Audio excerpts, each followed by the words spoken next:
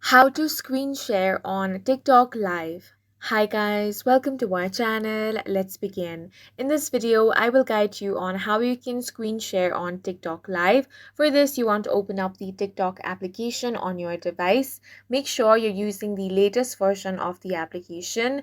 Now, log into your account by entering your credentials. Here, you want to tap on the plus icon at the bottom of your screen.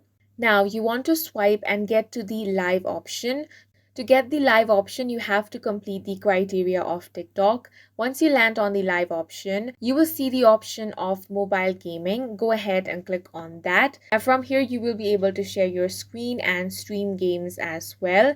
So you will have to go through these settings and set your stream up. For this, you need to go ahead and select the topic, then click on the add a topic option. Now everything on your screen is going to be recorded, so you can click on the start broadcast option and you will have a countdown as well.